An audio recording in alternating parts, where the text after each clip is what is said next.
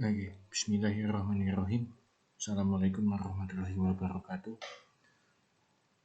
Bagaimana kabarnya kalian teman-teman? Baik di kelas C maupun kelas D. Semoga kalian sehat selalu dan di dalam lindungan Allah Subhanahu wa Ta'ala. Di masa masih krisis pandemi COVID-19 ini, saya harap teman-teman jaga kesehatan, jaga imunitas kalian, karena di masa-masa seperti ini apalagi kita sedang melaksanakan ibadah puasa ya. Saya harap juga teman-teman selalu menjaga pola makannya juga baik di waktu sahur maupun buka puasa. Oke, ini media baru yang nanti akan saya sampaikan ke teman-teman. Saya akan menggunakan media YouTube yang dimana nanti kedepannya saya akan terus menggunakan seperti ini karena ini saya baru mencobanya. Untuk tugas itu nanti akan saya jelaskan sedikit panjang lebar nanti setelah saya menjelaskan tentang materi ini ya teman-teman ya. Baik, kita melanjutkan materi tentang teori pertumbuhan ekonomi wilayah. Ini nanti ada perhitungan yang mainstream karena yang anti mainstreamnya seperti teknik alat perencanaan yang CVM Contingent Valuation Method yang saya sampaikan di Google Classroom minggu yang lalu, itu yang non mainstreamnya. Sekarang ini saya memperkenalkan yang mainstream. Jadi kemarin waktu pas sebelum UTS itu ada ICOR, lalu saya sedikit memperkenalkan I/O, input dan output. Sekarang nanti perhitungannya ini yaitu LQ, Location Quantity. Walaupun nanti tidak diperbolehkan deskripsi, tapi saya harap nanti teman-teman juga harus memahami tentang analisis LQ ini atau Location Quantity.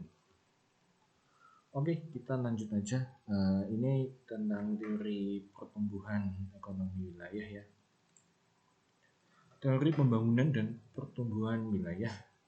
Dalam melaksanakan pembangunan diperlukan landasan teori yang mampu menjelaskan hubungan koordinasi antara fakta-fakta yang diamati sehingga dapat merupakan kerangka orientasi untuk analisis dan membuat ramalan terhadap gejala-gejala baru yang diperkirakan kembali. Ini ada pembangunan wilayah, ada beberapa macam-macam untuk melihat tentang pembangunan wilayah itu sendiri. Ada potensi sumber daya alam, ada tenaga kerja dan sumber daya manusia, investasi modal prasarana dan sarana pembangunan, lalu ada transportasi, ada teknologi, ada komposisi industri, dan kelembagaan daerah atau institusi. Semua faktor di atas itu semuanya penting, tetapi masih dianggap terpisah satu sama lain dan belum menyatu sebagai komponen yang membentuk basis untuk penyusunan teori pembangunan wilayah regional secara komprehensif. Ini menurut nanti ada pandangannya aliran klasik, neoklasik, Keynes, pasca Keynes ya. Nanti teman-teman bisa siapa tokoh yang di aliran klasik, neoklasik, Keynes itu juga tokoh di Keynes nanti. Lalu muridnya di Neo Keynes itu nanti pandangannya apa dalam melihat teori pertumbuhan ekonomi wilayah. Sekarang kita mengkaji yang di aliran klasik terlebih dahulu. Menurut pandangan Adam Smith, atau kita bisa kenal juga Adam Smith ini sebagai bapak ilmu ekonomi ya, kebijaksanaan di laissez-faire atau sistem mekanisme pasar akan memaksimalkan tingkat pembangunan ekonomi yang dapat dicapai oleh suatu masyarakat. Penduduk yang bertambah akan memperluas pasar. dan perluasan pasar akan mendorong tingkat spesialisasi. Jadi spesialisasi itu kayak kalau di teori perdagangan internasional, misal antara Indonesia sama Jepang, Indonesia itu bisa memproduksi kayu, sementara Jepang itu bisa memproduksi elektronik. Itu yang dinamakan juga tingkat spesialisasi atau keunggulan komparatif di perdagangan internasional. Ini masuknya ke aliran Keynes. Sedangkan menurut Thomas Robert Malthus, ini muridnya dari Keynes ya, Malthus ini, dalam pembangunan ekonomi diperlukan pembangunan yang berimbang antara sektor pertanian dan industri, serta perlunya menaikkan permintaan efektif. Dalam analisis selanjutnya, John Stuart Mill mengemukakan bahwa dalam pembangunan ekonomi diperlukan tabungan tingkat laba, kemajuan teknologi, distribusi yang adil, perluasan perdagangan luar negeri, dan perubahan kelembagaan. Dua ini merupakan muridnya Adam Smith. Sedangkan aliran neoklasik ini adanya Alfred Marshall. Jadi setelah klasik selesai, muncullah aliran neoklasik ya. Tokoh-tokohnya ada Alfred Marshall, lalu ada Alfredo Pareto. Pareto itu nanti di ekonomi publik ada konsep tentang masalah kurva efisiensi Pareto, itu neoklasik juga. Sedangkan para neoklasik ini menganggap bahwa akumulasi modal ada 4 ya. Yang pertama, akumulasi modal merupakan faktor penting dalam pertumbuhan ekonomi. Iya, pertumbuhan ekonomi merupakan proses yang gradual atau berkesinambungan. Pertumbuhan ekonomi merupakan proses yang harmoni dan kumulatif.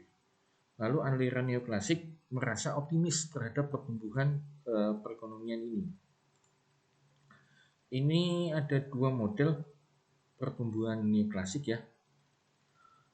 Full employment yang terus-menerus tidak dapat diterapkan pada sistem multi-regional, di mana persoalan-persoalan regional timbul disebabkan karena perbedaan-perbedaan geografis dalam hal tingkat penggunaan sumber daya. Lalu persaingan sempurna tidak dapat diperlakukan pada perekonomian regional dan spasial. Nah, ini aliran Keynes atau John Maynard Keynes dan Neo Keynes. Dan Neo Keynes ini berarti para pengikut paham aliran Keynes ini. Mula-mula Keynes menekankan pada persoalan permintaan efektif atau efektif demand. Analisisnya jangka pendek. Kumpulan pemikiran Keynes ini dibukukan dalam buku yang judulnya ini General Theory of Employment, Interest and Money. Tema sentralnya ini adalah bahwa karena upah yang bergerak lamban, maka sistem kapitalisme tidak akan secara otomatis menuju kepada keseimbangan penggunaan tenaga kerja penuh atau full employment equilibrium. Menurut Keynes, akibat yang ditimbulkan adalah justru sebaliknya, yang tidak dapat diperbaiki melalui kebijakan fiskal moneter untuk meningkatkan agregat. Jadi Keynes berpandangan bahwa pemerintah itu harus mengintervensi dengan adanya melalui kebijakan fiskal atau moneter untuk meningkatkan permintaan agregat. Kalau tadi si antara klasik sama neoklasik semuanya diserahkan kepada pasar. Nanti teman-teman coba membaca lagi catatan di sejarah pemikiran ekonomi ya. Si klasik dan klasik itu seperti apa, lalu Keynes dan Neo Keynes itu seperti apa. Aliran pasca Keynes atau New Keynes ini memperluas teori Keynes menjadi teori output dan kesempatan kerja pada jangka panjang yang menganalisis fluktuasi jangka pendek untuk mengetahui adanya perkembangan jangka panjang. Beberapa persoalan penting dalam analisis pasca Keynes adalah syarat-syarat apakah yang diperlukan untuk mempertahankan perkembangan pendapatan pada tingkat pendapatan dalam kesempatan kerja penuh. Apakah pendapatan itu benar-benar bertambah pada tingkat sedemikian rupa sehingga dapat mencegah terjadinya kemacetan yang lama atau tingkat inflasi yang terus-menerus. Ini teori basis ekspor. Jadi bentuk model pendapatan yang paling sendiri sederhana, teori ini sebenarnya tidak dapat digolongkan sebagai bagian dari ekonomi makro interregional. Karena teori ini menyederhanakan suatu sistem regional menjadi dua bagian, yaitu daerah yang bersangkutan dan daerah-daerah lainnya. Aktivitas dalam perekonomian regional ini digolongkan menjadi dua sektor kegiatan, yakni adanya aktivitas basis dan adanya non-basis. Si aktivitas basis ini kegiatan yang melakukan aktivitas yang berorientasi ekspor barang dan jasa keluar batas wilayah perekonomian. Jadi misalnya ada kegiatan aktivitasnya itu di Jawa Tengah. Nah, kegiatan aktivitas basis ini barang-barang dan jasa tersebut diekspor atau dikirim ke luar Provinsi Jawa Tengah itu sendiri. Jadi adanya perpindahan barang dan jasa ketika inputnya dimasukkan lalu sudah terjadi produksi lalu keluar output, hasil dari output barang dan jasa ini dikirim ke luar batas wilayah perekonomian Jawa Tengah itu sendiri. Lalu kegiatan aktivis non-basis, kegiatan yang dimana melakukan aktivitasnya itu dibutuhkan oleh masyarakat yang berada di dalam batas wilayah perekonomian yang bersangkutan. Luas lingkup produksi dan pemasarannya adalah bersifat lokal. Nah, ini yang kegiatan aktivis non-basis ini, ya sudah, semua ruang lingkup produksi dan pemasarannya ini hanya di seputaran Jawa Tengah saja, tidak dikirim ke luar manapun.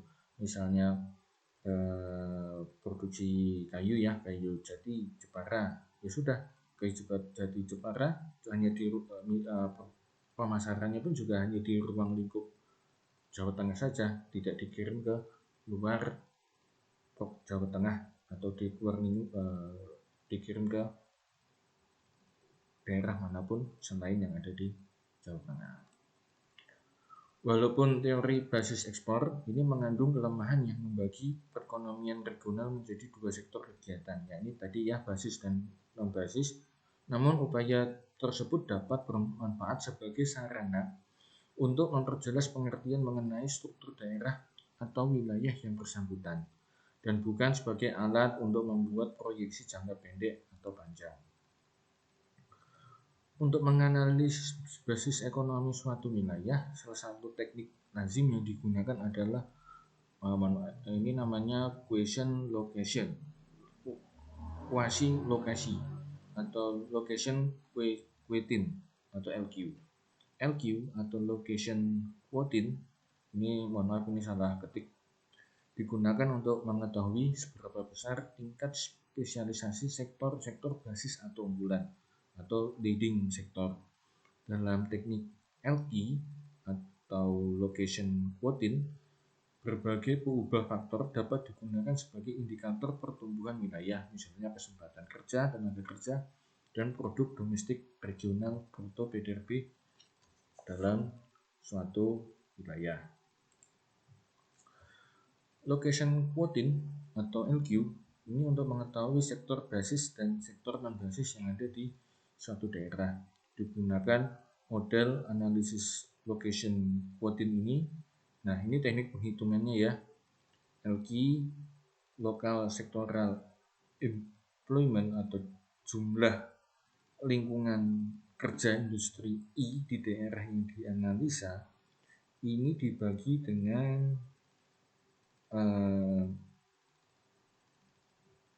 jumlah total buruh atau jumlah lapangan kerja yang seluruhnya di daerah yang dianalisa, lalu dibagi dengan jumlah buruh industri di daerah referensi. Lalu dibagi juga dengan jumlah seluruh buruh di daerah preferensi. Ini persamaannya awalnya. Lalu ini kita sederhanakan.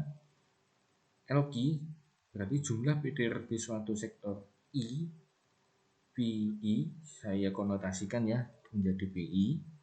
Lalu VT atau ini VT ini jumlah total PDRB suatu sektor kabupaten kota. Jadi FI dibagi FT per YI ini jumlah PDRB suatu sektor I pada provinsi dibagi YT, jumlah total PDRB suatu sektor provinsi. Di mana ini lanjutannya untuk tenaga kerja LI ya tadi jumlah tenaga kerja suatu sektor I di kabupaten kota dibagi LT ini jumlah total tenaga kerja suatu sektor kabupaten kota per jumlah NI ini konotasinya jumlah tenaga kerja suatu sektor I provinsi dibagi NT jumlah total tenaga kerja di suatu sektor provinsi. Ini interpretasi nilai LQ atau location quotient. Hasil perhitungan LQ menghasilkan 3 kriteria, yaitu bila LQ lebih dari 1 menunjukkan sektor tersebut tergolong sektor basis di suatu daerah. Bila LQ kurang dari 1 menunjukkan sektor tersebut tergolong sektor non-basis di suatu daerah. Bila LQ sama dengan 1 menunjukkan keswasembadaan self-sufficiency sektor tersebut di suatu daerah dan ada kecenderungan sektor tersebut bisa bersifat tertutup karena tidak melakukan transaksi ke atau dari dalam luar daerah tersebut. Ada 3 asumsi. Pertama, kualitas buruh di setiap jenis industri sama, tingkat pendapatan di tiap-tiap daerah yang dibandingkan sama, lalu tiap industri menghasilkan produk tunggal. Pada hakikatnya, rumus LQ tersebut didasarkan pada asumsi bahwa penduduk di setiap daerah mempunyai pola permintaan yang sesuai dengan pola permintaan tingkat yang sama, lalu bahwa permintaan daerah akan sesuatu barang ini pertama-tama dipenuhi dengan hasil daerah itu sendiri. Dan jika jumlah yang diminta melebihi jumlah produksi daerah ini, maka kekurangannya akan diimpor dari daerah lain atau dari luar daerah. Ini ada kelebihan dan kekurangan LQ. Kelebihannya ini dapat mengidentifikasi komoditas unggulan antara lain penerapannya sederhana, tidak melakukan program pengolahan data software yang rumit seperti EViews, Stata, R itu nggak perlu. Jadi penyelesaiannya analisisnya ini cukup dengan Excel, itu sudah sangat bisa mewakili, atau program Lotus 123 serta alat perhitungan lainnya pakai kalkulator pun juga bisa. Jadi kelebihannya ini tidak perlu menggunakan tadi ya SPSS, EViews, Stata atau R, itu nggak perlu karena dengan menggunakan Excel pun menggunakan fungsi X di dalam Excel penghitungan LQ ini sudah bisa dilakukan. Adapun keterbatasan karena sedemikian sederhananya pendekatan LQ ini, maka dituntut adalah akurasi data. Sebaik apapun hasil olahan LQ, location quotient ini tidak akan banyak manfaatkannya jika data yang digunakannya itu tidak valid atau terjadi bias. Oleh karena itu, sebelum memutuskan penggunaan alat analisis, maka validitas data itu sangat diperlukan. Di samping untuk menghindari bias musiman dan bias tahunan, diperlukan bila rata-rata kurang dari 5 tahun. Jadi data pada LQ ini diusahakan kurang dari 5 tahun ya. Kalaupun itu kurang, besar kemungkinan akan terjadi bias di data musiman bulanan, tribulanan, bahkan tahunan. Sementara itu di lapangan mengumpulkan data yang panjangnya juga sering mengalami hambatan. Keterbatasan lainnya dalam mendefinisikan wilayah kajian. Untuk menetapkan batasan wilayah yang dikaji, itu terkadang acuannya sering tidak jelas. Akibatnya hasil hitungan LQ terkadang aneh, tidak sama dengan apa yang kita duga. Misalnya suatu wilayah provinsi yang diduga memiliki keunggulan di sektor pangan, yang muncul malah pangan atau sebaliknya. Ini saya contohkan penghitungan contoh ya LQ ya di Kabupaten Situbondo, yaitu masalah tentang agroindustri pendapatan. Ini relatif ya, arti relatif. Lalu ada total wilayah. Ini Indonesia. Jadi LQ Situbondo terhadap Indonesia. Ini agroindustri. Ini total wilayah. PI-nya 10, PT-nya 250. Berarti 10 dibagi 250 ketemunya 0,04. Lalu 0,04 tadi dikalikan 100. Ini 100 ya, ini sebenarnya aku salah. Ini dianggapnya kita 100, dihitungnya dikalikan 100 bukan 100%. Cukup dianggapnya dikalikan 100. Lalu yang Indonesia FI-nya 100, ya FI 100 tadi dibagi FT-nya itu 5.000. 100 dibagi 5.000 ketemunya 0,02, lalu dikali 100. Maka tadi 4 ya, 4 di Situbondo tadi hasil dari penghitungan FI dibagi FT itu 4. Lalu di Indonesia tadi FI dibagi FT-nya 2. 4 dibagi 2, maka location content agroindustri Situbondo terhadap Indonesia itu adalah sebesar 2. Oke, sekian penjelasan masalah teori pertumbuhan ekonomi wilayah, yang dimana ini saya menggunakan penghitungan LQ. Untuk tugasnya ini tadi ya, tugasnya itu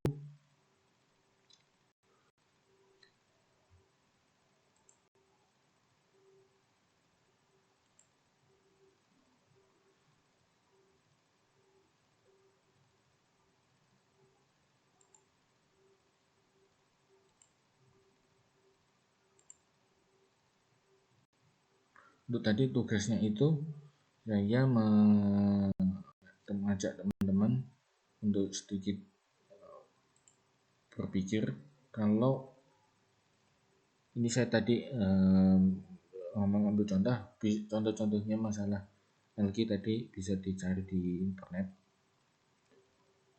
Oke, masalah tugas tadi, teman-teman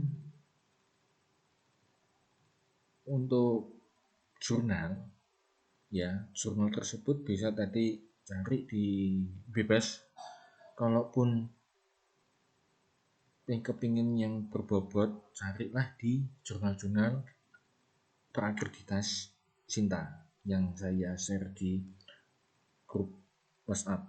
Contoh kayak jurnalnya ekonomi pembangunan UMS, terus jurnal ekonomi pembangunannya UNES, atau jurnal ekonomi pembangunannya ilmu ekonomi UGM. Itu yang paling bagus banget, Sinta 1. Kalaupun kepingin nyari yang di Google Scholar, ya silahkan, nggak apa-apa, saya tidak membatasi. Tapi alangkah lebih baik kalau kalian bisa mencari di tempat-tempat yang terakreditas. Oke, sekian penjelasan dari saya untuk bahan ini. Nanti teman-teman misalnya ada yang kurang jelas, silahkan bisa komentar di akun channel YouTube saya, atau juga bisa komentar di Google Classroom.